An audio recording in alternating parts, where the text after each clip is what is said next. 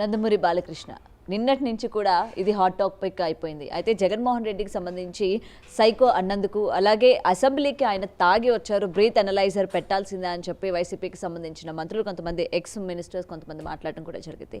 ఈ నేపథ్యంలోని అసెంబ్లీలోని అటు చిరంజీవి గారికి సంబంధించిన వచ్చిన టాపిక్ మీద కూడా చిరంజీవి గారు రియాక్ట్ అవ్వడం కూడా జరిగింది. మరి అసలు బాలకృష్ణ గారికి చిరంజీవి గారికి ఏమైనా విభేదాలు ఉన్నాయా, లేకపోతే గతంలోని చిరంజీవి గారికి సంబంధించి ఏ విధంగా ట్రీట్ చేశారు సీఎం గారిని కలవడానికి వెళ్ళినప్పుడు ఆ వీడియోలన్నీ కూడా వైరల్ అవ్వడం కూడా జరిగాయి. మరి ఆ రోజు మాట్లాడలేని ఆయన ఈ రోజు ఎందుకు ఈ విధంగా స్పందించారు అన్న దానిపైన చాలా మంది విమర్శలు, ప్రతి విమర్శలు కూడా చేసుకుంటున్న పరిస్థితి కనిపిస్తుంది. సో దీని గురించి మాట్లాడితే వాళ్ళ మనతో పాటు చిట్టిబాబు గారు ఉన్నారు. సార్ నమస్తే. సో ఆ రోజు కరోనా టైంలోని జగన్మోహన్ రెడ్డి గారిని కలవడానికి వెళ్ళినప్పుడు ఆ వీడియోలు కూడా వైరల్ అయినాయి.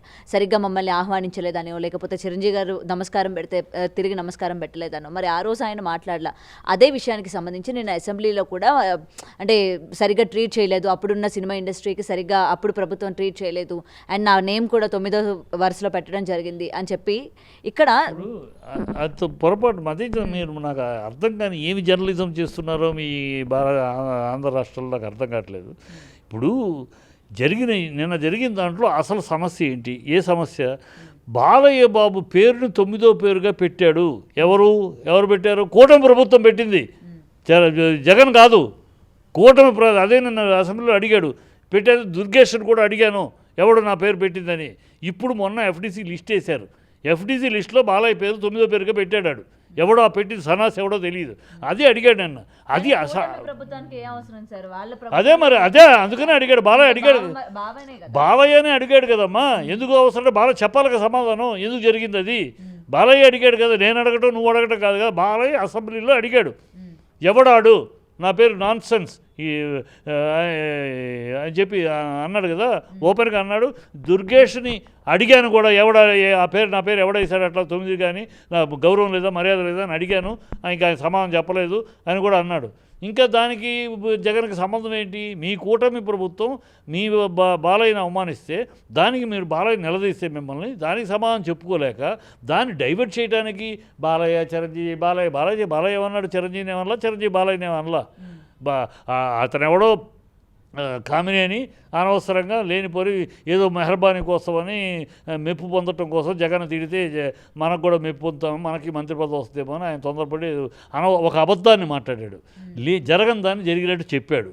అది బాలయ్య నిజాన్ని తప్పితే ఎవడైనా తన సొంతమైన పరాయినా తేడా లేనివాడు కనుక అబద్ధం, అక్కడేమి గట్టిగా మాట్లాడింది లేదు, ఏమి లేదు, ఇది పచ్చి అబద్ధం అని మళ్ళీ అతను నువ్వు అబద్ధం చెప్పావు అని కూడా మళ్ళీ అన్నాడు అసెంబ్లీలో. సో అతను అది చెప్పాడు. చెప్పిన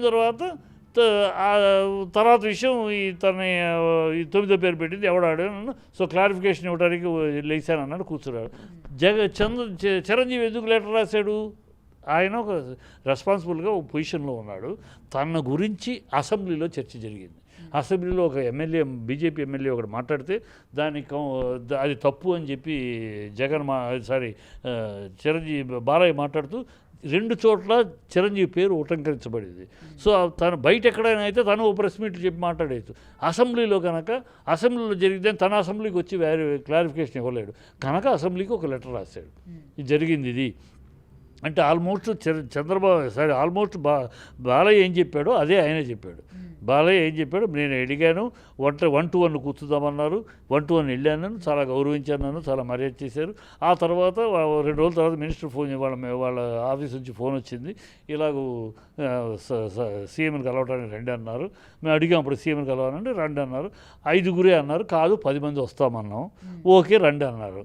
ఇది జరిగింది అని క్లీన్గా చెప్పాడు ఆయన. సో బాలకృష్ణ రెస్పాండ్ అవ్వలేదు అన్నది కూడా మెన్షన్ చేయడం జరిగింది. బాలయ్య రెస్పాండ్ అవ్వడు, అందరికి తెలిసి బాలయ్య ఈజ్ డెడ్ అగెయిన్స్ట్ రేట్లు పెంచడం అనే దాని మీద. ఆ రోజు వాళ్ళు వెళ్ళింది వాళ్ళ రేట్లు పెంచుకోవడానికి, సినిమా పరిశ్రమ సమస్యల కోసం కాదు. ఆ 5 నిర్మాతలు వాళ్ళ సినిమాలు అప్పుడు రిలీజ్కి ఉన్నాయి, 5 టికెట్ రేట్లు పెంచుకోవాలి. దానికోసం చిరంజీవి ఒక్కడే వెళ్తే బాగుండదు కనుక చిరంజీవి వీళ్ళందరినీ హీరోలను రమ్మన్నాడు, మీరు కూడా రండి నాతో పాటు, మీ సినిమాలు కూడా ఉన్నాయి కదా అని రేట్లు పెంచడం కోసం వెళ్ళిన సీన్ అది. బాలయ్య రేట్లు పెంచడానికి ఆ రోజు అఖండ సినిమాకి కూడా ప్లస్ అయింది కదా, మరి టికెట్లు అఖండ పెంచలేదుగా. అఖండ పెంచమని వీళ్ళు తను ఎప్పుడు పెంచడానికి ఒప్పుకోలే, ఎప్పుడు ఒప్పుకోలేదు. ఎవడన్నా ప్రొడ్యూసర్, ఇప్పుడు మొన్న ఒక ప్రొడ్యూసరు ఆ టైంలో వీళ్ళు అడుగుతున్న టైంలో ఆ ప్రొడ్యూసర్ తన సినిమాకి కూడా తెచ్చుకోడు ఏదో సినిమా. అదే బాలయ్య ఇప్పుడు కూడా తన మా ప్రొడ్యూసర్స్ని రేట్లు పెంచడానికి మనం జాగ్రత్తగా తీయాలి ప్రొడక్షను. మన ప్రొడక్షన్ వాల్యూస్ ఉండాలి. ఖర్చు జలసాలకి, వీటికి, ఫారెన్కి, ఒక సాటుకు ఒక ఫారెన్, ఇలా ఈ దర్జాలు వద్దు. ఈ దర్జాల కోసం మన షోకుల కోసం ఖర్చు పెట్టి అది ప్రేక్షకుల మీద రుద్దొద్దు అని ఎప్పుడు అంటూ ఉంటాడు. వాళ్ళని ప్రేక్షక దేవుళ్ళు అంటాము, ఆ దేవుళ్ళని నిలువు దోపిడీ చేస్తాం మనం, ఎందుకు ఈ వద్దు అని ఎప్పుడు అతను ఎగైన్స్ట్. అందుకనే అతను రాడని తెలుసు, అతను పిలవలేడు. కాకపోతే అది బాగోద్దు, రాడు అని పిలవద్దు అని చెప్పకుండా నేను దొరకలేదు అన్నాడు.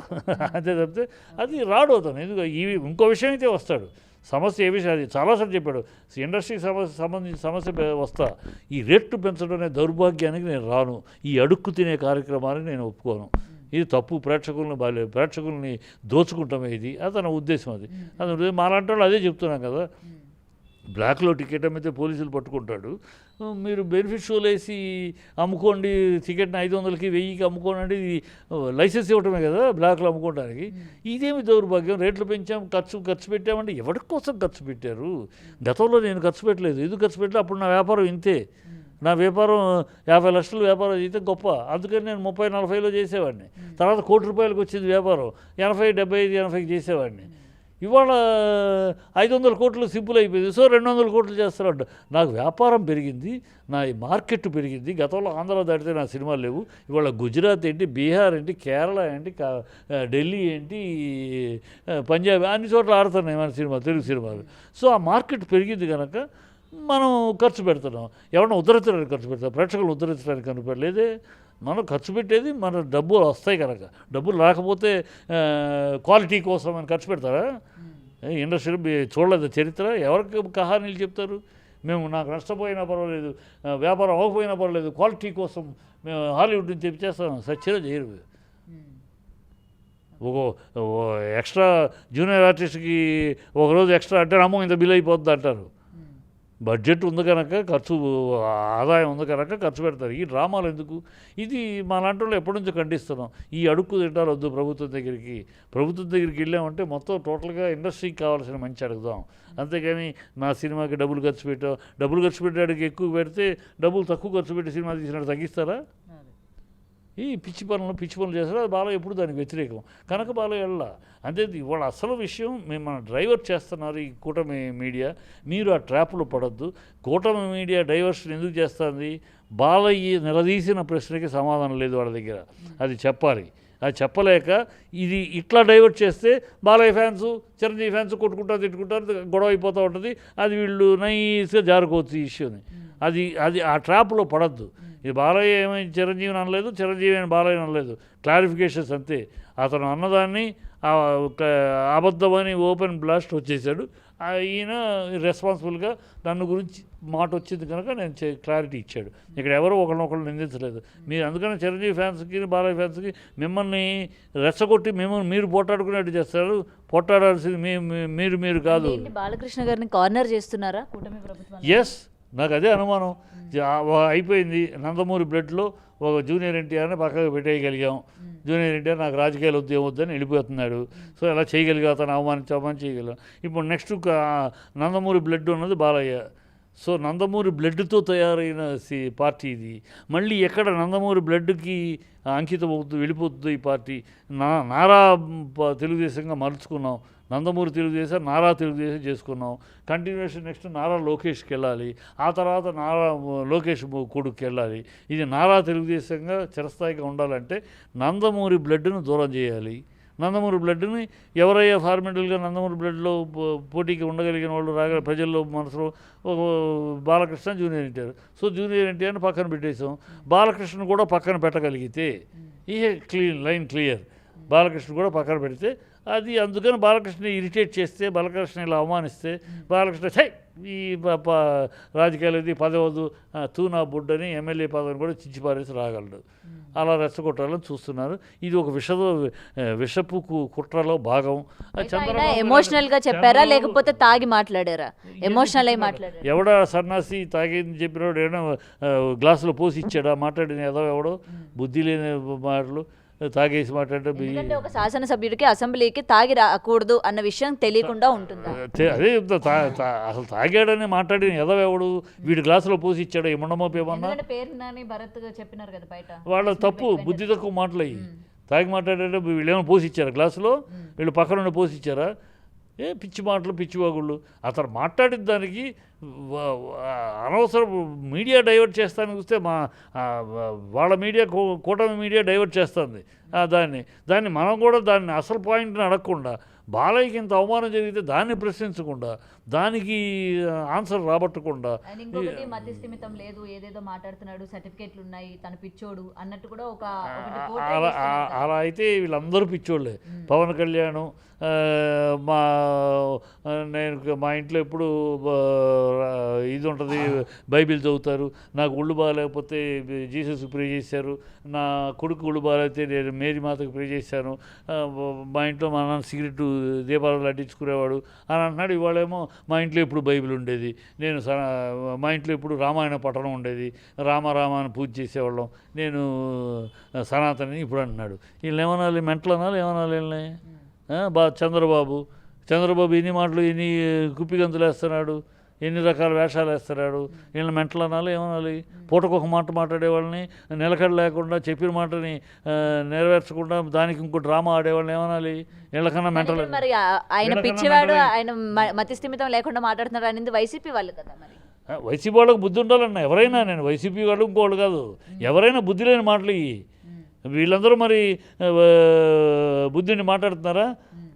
ఎవరు తప్పు మాటలు కదా. ఇప్పుడు కొడాలని మాట్లాడింది మెంటలై మాట్లాడా? ఏమై మాట్లాడాడు?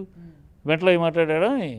ఈయన పిచ్చి మాటలు మాట్లాడిన దాంట్లో విషయంలో మనం దాన్ని ఏదో రకంగా వాళ్ళు మాట్లాడారో లేదో నేనైతే వినలేదమ్మా.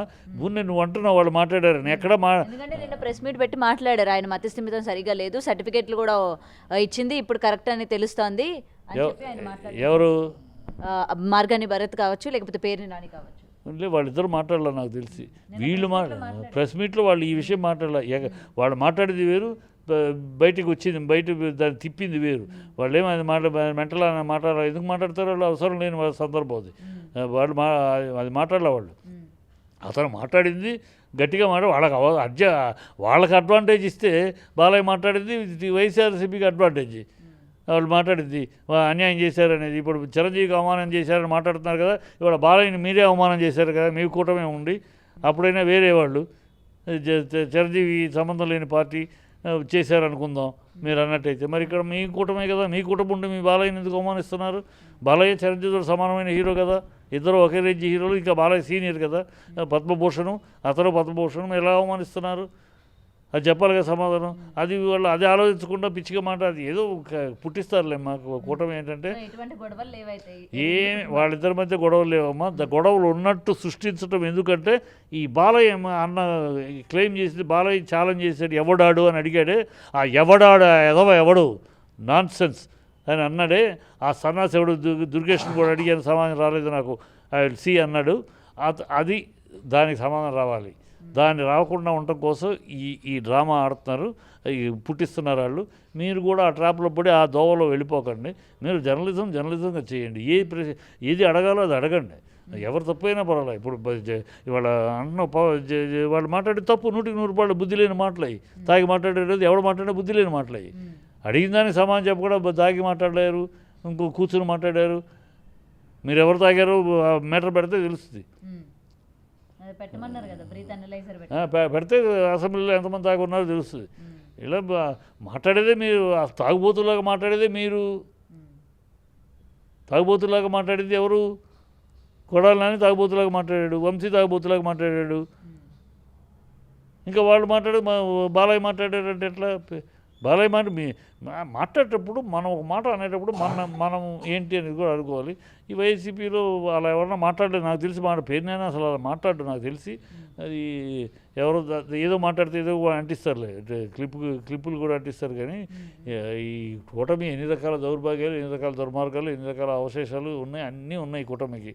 అది చలామణి అవుతుంది, ఎంతకాలం సాగుద్ది. ప్రజలు ఆల్రెడీ తిరస్కార ధోరణిలో ఉన్నారు, కాకపోతే ఏం చేయలేదు, ప్రజల చేతుల్లో ఆయుధం లేదు కనుక జరిగే నాళ్ళు జరుగుద్ది.